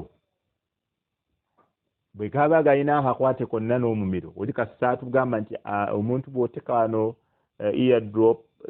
etuuka mu mumiro tekikkirizibwa obalaba nti asuut okuteeka ekintu mu nnyindo kyo kyagaanibwa lwaki olw'okubeera nti kituusa kirina akakwate n'omumiro okuteeka ekintu kyonna mu nnyindo tekikkirizibwa n'olwekyo amaaso bwe tukizulwa nti eriiso teririna akakwate konna na mumiro tuwali tabbu era nga nsuubira nti tiwali tabbu bwesirabawo kakwate konna wakati wa liiso na mumiro eddagala lyotadde wano terijja kutuuka mu mumiro abada sirabawo kakwate konna n'olwekyo akkirizibwa okubeera ng'ateeka yejjanjaba mu maaso ebbanga lyamala nga tiwali kakwate konna wakati akakasa nti wali okuggyako ng'abasawo batuvumbudde baga nti waliwo akakwate oli bw'ateeka wano eddagala lituuka mu mumiro ne likka waba asiibulukuse naye ekitali ekyo la akkirizibwa okubeera nga atonyeza eddagala lyonna mu maaso na Sheikh barakallahu fiik ebibuuzo kyekibuuzo kyaffe kyekibadde kisembyeyo wabula waliwo omukulu bamuyita Greg Magwaya alina ensonga gy'ataddeko wano ku kibuuzo kyaffe ekiyise ekibadde kyogera ku omwami alina omwana gw'ayagala okusalira akiika naye nga maama we si musiraamu aleese points wano eziraga nti tutunuulire omukyalo ono atali musiraamu yamufuna atya obufumbo bwabwe bwadde butambula butya oba tulabe oba agwani ono ye taata we agwanidde okusalira omwana ono akiika abalimu ekyo tetukikola ekyo tetukikola kyagamba oyo kibi nnyo ekyagamba oyo kibi nnyo ekisooka tannatubuuzaako kulamula kwa bufumbo tannatubuuzaako ekyokubiri tannatubuuzaako ti omwana wo oba siwuwe ekirala tannatubuuzaako ku nsonga nti tannatubuulira omukyala yamuta oba tannamuta amakulu amasala gonna tegali ku bufumbo bwabwe gali ku mwana kubanga asobola okugamba nti mukyala wange si musiraamu ng'ategeeza yali mukyala we kati gwe tusobola kumubuuza nti tutunuulire ezo tuyingire amasafa abali musi bwe tukola bwettu tuyingirira nsonga zebatatugayo kusumulula nga lwaki tusumulula ensonga z'omusajja omusajja abuuza byakiika ng'ate gumubuuza omwana wamufuna otya ani yakuwoowa omukyala kyalinayo oba wamuta omuwalimu oba wabusomawo obwo ani ayinza okukkiriza okukola effujjo ebyo ebyo liba ffujjo abantu ojja kubalemesa okudda kuddamu kubuuza nolwekyo tetusobola kutunuulira bintu ebyo kubanga ekyo kyabuuza kiri era kisobokera ddala nnyo okuba nti baabawoowa naye kati wetwogera mukyala we si musiraamu kati ye abuuza omwana we alina mukyala oli yamulabirira amusalira akiika oba tamusalira oba ayagala kumuyita bwesala akiika omukyala oyo atali musiraamu mugamba ajje ekiranga tutugenda mu masala gaba ahlulkitabu bakitabiya tubawasoba tubawasaago masala titugenda gayingira mu lwaliro nolwekyo tetugenda kukola muganda waffe ekyotusabye kinene nnyo ku ffe kinene ddala ddala tuyinza kweyitiriza kumubuuza mwana wamugjawa baabawoowa ani yamukuwa okyali naye oba mwanyawuka nedda tetusobola kikola obusiraamu tugamba kubikkirira nakukoma ekibuuzo wekitubuuziddwa we tulina okukoma naam Sheikh barakallahu fiik olw'ebibuuzo bino byotwanukulidde naam nyongera okujjukiza abawuliriza abaffe era abatugoberera ku Thuraya Islam Media. Thuraya Islam Media tuli mu kaweefube tukwataganidde wamu n'abawalimu bano tuteekewo studio television studio mwe tugenda okusinziira ebbanga lyonna okuweereza emisomo gy'abamasheekh nga bw'ojja ogoberera ku peegi yaffe ya Thuraya YouTube wali mu WhatsApp ne Facebook ekigendererwa kyaffe kusaasaanya ddaawa eno ebeere nga ekutuukako yonna gy'owangaalira Saudi, Dubai, Uganda, South Africa, South Sudan, ebitundu byonna gy'osinziira, Jordan, Oman, yonna gye musinziira. Twagala biiznillah Allah atuyisizeeko tubeere abamu ku abo ababatuusaako da'wa nga tuyita ku mikutu gino egyateekebwawo mu mbeera ez'enjawulo. Nabwe kityo tukujjukiza okuyambako ku Thuraya Islam Media ng'oyita ku nnamba gye tupiininzaawo eriko Thuraya zimba studio ya Thuraya oba support Thuraya Islam Media tukipiininzaawo ennamba eri 0705 111 999. Weegendereza obutarespondinga ku buli nnamba ebekuweereddwa okwo okuggyako no kuba kuliko abantu bangi olyanyiza ogiteekako nga si mutuufu wabula enamba yaffe eri 0705 111 0705 1-3 tunasanyuka nnyo ab'ebitiibwa nga mwegasse ku kitongole kino ekya Thuraya Islam Media okulabika nti twongera okugaziya mu mpeereza yaffe nga tuyita mu kuteekawo television studio biidhnillahi tabaraka wa taala. Tubadde ne Sheikh Adam Senjala sebo sheikhe tukyazza wano bamashekhe ab'enjawulo era bazze bano ku ebibuzo by'abantu eby'enjawulo naye bazze nga bakoona ku nsonga eno etambula Allah ekigezo kyeyatugezesezza nakyo ekya coronavirus. Wabula tubadde nga tubasaba okulabika nti basabira ku bantu era ne bawaayo ebigambo 2-3 ku kigambo ekyo abantu bafunemu ekyokuyiga mathalan ekyokubiri n'okubasabirako n'okusabira eggwanga Allah abeere nga atutaasa tubeere nga Allah atuteeke wala atwesambye obulwadde buno. Sheikh nja kukusaba tufundikire n'ensonga eyo bismillah. Naam, ensonga eno eya obulwadde Allah tabaraka wa taala bwe yaleese mu nsi muno ekisooka kyenyinza okuboogerako ekisooka nsooka okugumya abantu. Mbagumya naki? Allah tabaraka wa taala mu Qur'ani yagamba nti wama kana Allahu liyu'adhibahum wa anta fihim wama kana Allahu mu'adhibahum wa hum yastaghfirun. Allah subhanahu wa taala yagamba Allah subhanahu wa taala tasobola kusaanyawo bantu bonna mu nsi n'abazikiriza Nabbi Muhammad sallallahu alaihi wasallam akyalimu ekyo yakyogera Suratu Anfal yagamba tasobola kuzikiriza abantu bonna mu nsi ne bagwamu nga Nabbi Muhammad akyalimu. Kati ekyo lwayo tekiriwo. Natugamba ekyokubiri aga nti wama kana Allahu mu'adhibahum wa hum yastaghfirun. Allah tasobola kubonereza abantu bonna n'abasaanyaawo nga bakyamwegayirira okubasonyiwa. Eyo bagita aman guarantee nabbi gyatuwa Allah gyatuwa nyine tasobola kuzikiriza abantu bonna n'abamalawo wa hum yastaghfirun nga bakyasobola mugamba astaghfirullah wa atubu ilayhi astaghfirullah wa atubu ilayhi astaghfirullah wa atubu ilayhi tasobola basaanyaawo. Era ekirala Umar ibn Khattab yagamba nti senga Allah asalawo ekibambulira ne kijja ne kiva mu ggulu nga kikka ku nsi kuno. Umar yagamba nti kisobola okusaanyaawo abantu bonna naye abantu abeegayirira Allah kijja balekangawo. Nolwekyo istighfaru abamanyi bagitegeeranga. Sobola ba Ibrahim al-Adham gwe tuva okwogerako n'abalala bonna abamanyi bwe bajjanga abantu nga bajjanga ebintu bibasomedde gundi atta abantu omukulembeze tuli baavu enkuba titonnya abaana babagambanga ekintu kimu njagala mwana Allah tanipanga mwana bakugamba fakultu astaghfiru rabbakum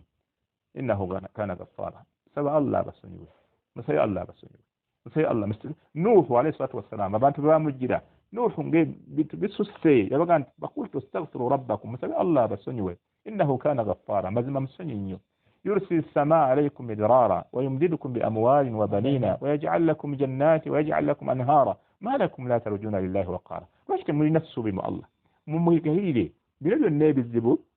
في الله سبحانه وتعالى أبليتا رئيسون قبلي abantu abamu nno boogeremu yokka kitalina kyo kituufu abawalimu abasinga bagati ino Allah tabaraka wa taala akireese olw'amazambi gaffe si kyekyokka ekirala mwe temusobola kugamba nti mazambi gokka Allah galeeterako ebyonoono wadde kituufu naye n'ekyokubiri ibtila kugezesa ensonga bbiri Allah yagala kulaba baani abanaagumiikiriza bw'aba aleese omusiiba ne batwogera bingi golowooza bino abantu abamu ate beboogenda wano tebenyiza bunyiza Allah mulimu ate wano aboogeramu nga benyiza Allah kati Allah bw'ali tabala ayagala kulaba okomawa mu kumutegeera mulimu abatamutegeera nga bo baayiseewo dda boogera n'engoye baziwanise waggulu balowooza eggulu ligenda kugwa eggulu terigwa Allah bw'aba aleese ensonga yagireeta dda Taawuni yagwa ku mulembe gwa Ambar yaliwo mulembe gwa Nabbi yaliwo Taawuni bulwadde nga tewali wadde kemiko wadde panado Taawuni bwe bulwadde bwonna obujja nga babuyita kawampuli bubu n'ekyalo baki bwagwadda Allah tabaraka wa taala abala azireeta nolwekyo Allah ensonga ziri bbiri ekisooka amazambi bagaba amazambi Allah yagala tawuba tumwenenyeze gwe Allah tutegedde gwe mukama waffe tuddire ekyokubiri atugezesa alabe ani ddala omukkiriza wannamaddala kubanga abamu osobola okuba osaala bulungi osiiba bulungi era mbadde ngamba abantu bulijjo nti olwaliro Allah yatulaze nti ibadaati zaffe tezirina kyezimuyamba tezirina ffe tweyamba era nga yakyogera mu hadisi lukulu naga nti obwononefu bwammwe bwonna ne bwe mugatta ne bumuteeka ku saaboononefu omu yekka y'omu mu nsi yonna ne mufunayo saaboononefu omu okuva ku mulembe gwa Adamu paka alisembayo ne obwononefu bwammwe ne bumuteeka ku muntu omu abakiikirire yagamba nti tekirina kye kiyinza kunkosa ekyo naga ate mwenna ne bwe mutya Allah okuva ku Adamu paka alisembayo okutya kwammwe Allah ne mukuteeka ku atqa rajul ku qalbi atqa rajul minkum ku musajja gwe mukakasa nti yasinga okuntya mwenna okutya ne mukuŋŋaanyiza wamu abakiikirire mu kuntya yaga tekirina kikingasa ekyo okutya kwammwe tekuna kikingasa Allah yatulaze okutya kwaffe ffe tufunamu obujeemu bw'ojeema gwo weekosa olwayo muzikiti miggale Allah olowooza singa abantu badde bakikola ku muntu president singa yavuddeko dda ng'emizikiti gigaddwa singa yavuddeko dda singa tubadde tusaalira mu gwe tusaalira ne tugigala bwetyo singa yavuddeko dda ku bukulembeze singa ali eri kamwokya oba simanyi ntinda oba eri kapiripiri gye bamuzaalaga yabivuddeko dda naye Allah talina kyawuliramu n'eki nabbi sallallahu mugamba nti yayita mu ggulu naye nga tolinawo okuba luta bwoti luta imma nga waliwo malayika ekutamye obanga evunnamye naye ng'ekyo ekikola ekyagala ate ng'egenda kubeera bwetyo mpaka enkomerero yetuuka egamba subhanallah eri ku wansi ga subhana rabbi al ala naga yatuuka ku bait al ma'mur nadi saa kwogera kukolera kuba kolona program abantu baga kuterezebwa badde baterere bakakkane nabbi sallallahu alaihi bait al ma'mur yagamba eyingirwa mba malayika emitwalo 7 oluyingirwa olunaku ne basalya mulaka bbiri naye ne bwe bafuluma abo tebagenda kuddamu kuyingiramu paka enkomerero yetuuka lwaki olw'obuyitirivu bw'abalindiridde okujja okuyingira n'olwekyo bino Allah tabaraka wa taala yabireese ekisooka ddala tumwetondere twenenye abadde bakola effujjo tuliveemu Allah tulaze biki byayagala era n'abali mu masabo bonna bagamba munyazi Mungu Mukama Katonda atuleetedde kino tekyali atali ku Allah ekyo kyokugamba Allah Mukama waffe ekyo kyayagala tumutegeere nti ensi yagirinako obuyinza era yatulaze nti bw'aba alina kyayagala okukola mu nsi muno akikola mu lutemera lwa liiso kubanga yaga nti ma khalqukum wala ba'thukum illa ka nafsin wahida okutondebwa kwammwe mwenna n'okubazuukisa kiringa ebbanga ly'amala ng'atonda omuntu omu mwenna ffenna bali ku nsi okuva ku Adamu mpaka ku alisembayo okutondebwa kwaffe kwonna yagamba kimutwalira ebbanga ly'atondoleramu omuntu omu ffenna nga weetuli n'okuzuukira ffenna nga tukomyewo kati oyo abantu gwe bataategeera bo ne balowooza nti ensi ffe tugirinako obuyinza ffe tulina okukola effujjo abantu bonna kati owuli abantu buli akaaba bannange looni tuli mu looni ali yabaga looni Allah tayagala looni Allah tayagalira ddala kimukaaba ekyo tayagala kiwulira era byebimu ku byeyagadde awulire kati mubyogera nga tibimunyiiza essaawa zino abantu bizinensi babaddemu looni tuli mu looni ekyo Allah tayagala kiwuliza ekyo kati ensi abantu badde bonna babbinkidde mu bintu kati bakomyewo n'olwekyo mbagumya nti embeera ejja kutereera nga Sheikh Salih Fawzan adde muwuliza yagambye ekigambo kikulu nnyo yagambye nti ensi Allah tasobola gizikiriza nga mukyalimu abalagira empisa ennungi n'okuziyiza empisa embi tasobola gizikiriza nga mukyalimu abagaa temukola bino temubba ate Nabbi Sulaiman yakyogera hadisi tujja gisoma tunatukomyewo wano okumaliriza n'olwekyo ekigambo kino kyenyinza okwogerako ti Allah tabaraka wa taala yalaze obwenkanya bwe eri abantu ffenna tuli kyekimu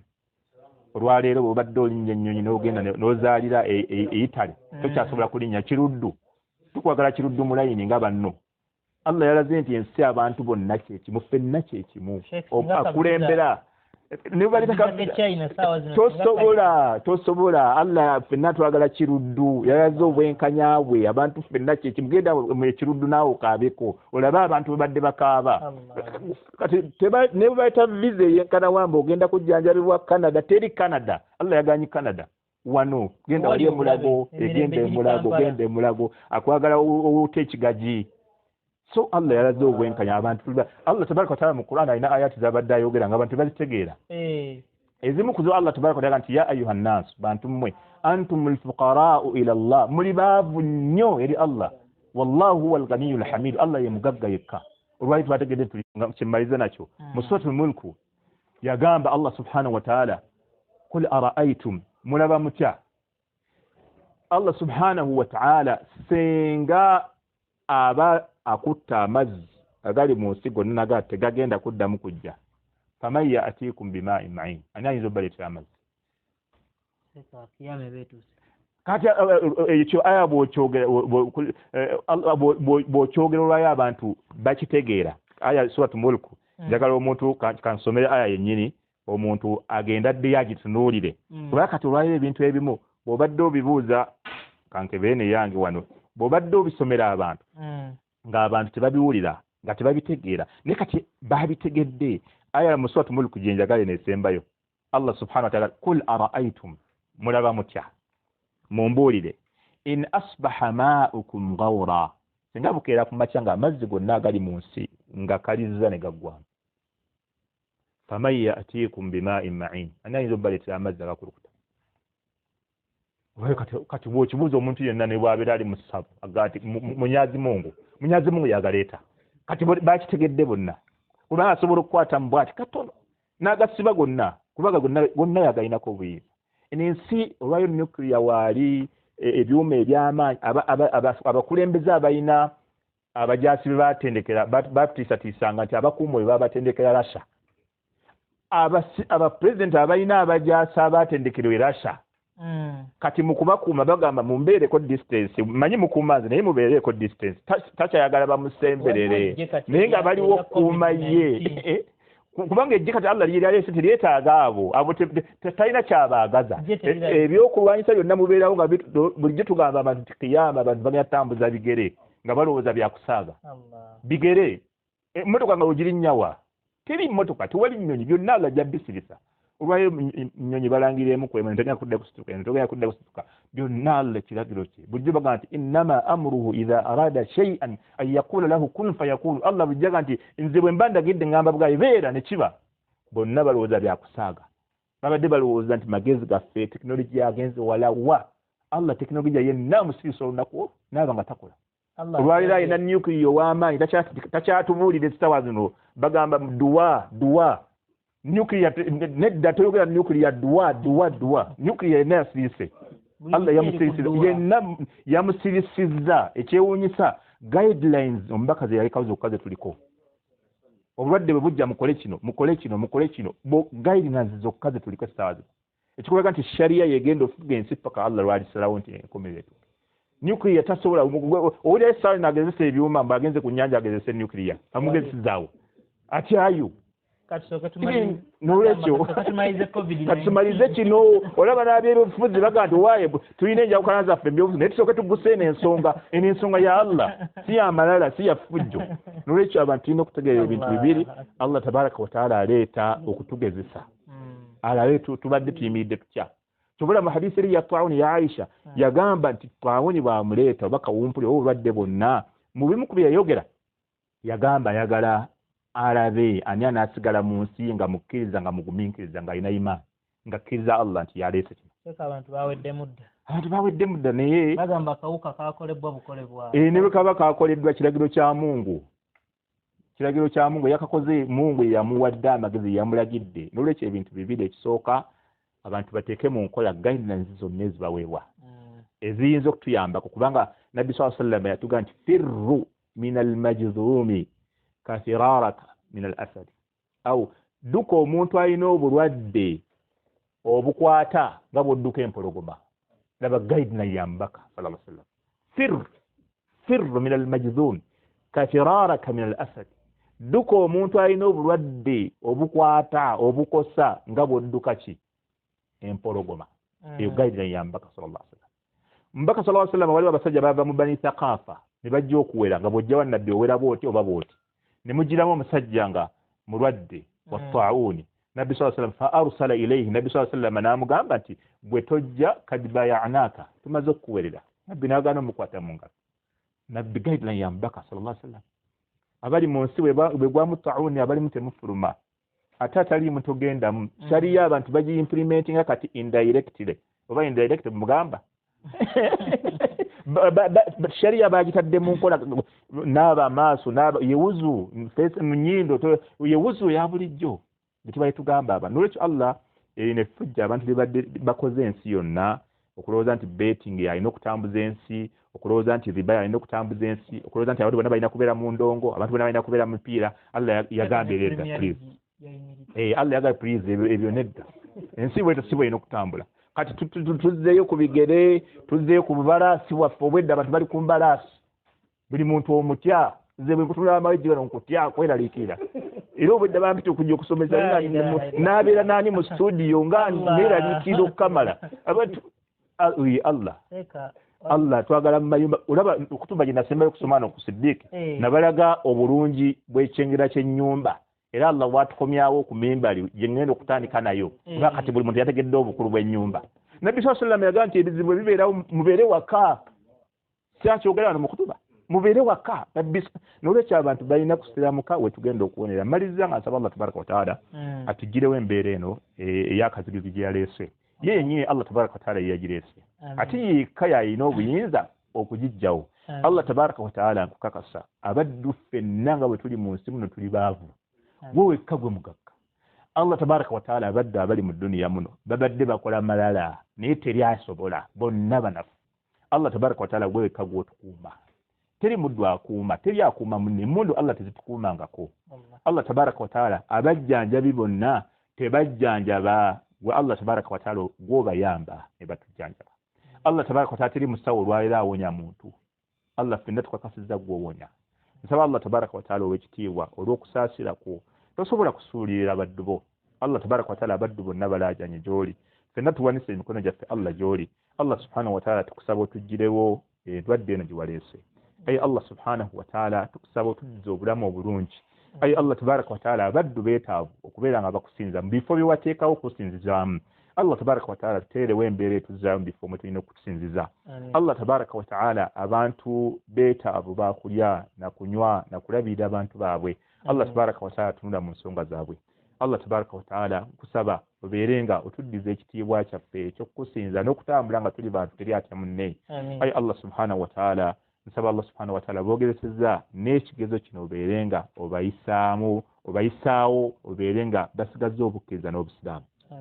Allah tabaraka wa taala nkusaba oleme tuleetera bigezo nga tusobola biyitako ayi Allah subhanahu wa taala nkusaba omusiiba guno gwaleese obeere nga ogutujjamu nga tuli abantu abakkiriza era abazze gy'oli oluddayo olwannamaddala otutte ng'otusiime obeere ng'osonyiwa abantu bonna Allah be wageredde ne bajjiruka mu njege eno abakkiriza abakakasa nti gwe wekka gw'osinzibwa Allah subhanahu wa taala nkusaba obeere nga otutta ng'otusiimye otulekere ku nsi kuno abanaatusabira nga tuvuddewo Allah subhanahu wa taala watulaganyisa nti tosobola kuzikiriza nsi nga mu nsi mukyalimu abagamba la ilaha illallah Allah nkakasa omanyi nti tukyalimu abagamba nti la ilaha illallah ayi Allah nkusaba obeere nga otugirawo obuzibu buno innaka waliyu dhalika walqadiru alayhi اللهم إنا نسألك أن تشفي مرضانا ومرضى المسلمين اللهم اشف مرضانا ومرضى المسلمين اللهم إنا نعوذ بك من البرص والجنون والجذام ومن سيء الأسقام صلى اللهم على سيدنا محمد وعلى آله وصحبه أجمعين والحمد لله رب العالمين بارك الله فيكم بارك الله فيكم tuweyanziza mwenna mwenna abadde bafolowinga biidhnillahi tabaraka wa taala tufundikidde tubadde ne Sheikh Adam Senjala barakallahu fikum sigala ku Thuraya Islam Media ng'ofolowinga barakallahu fikum assalamu alaikum wa rahmatullahi wa barakatuh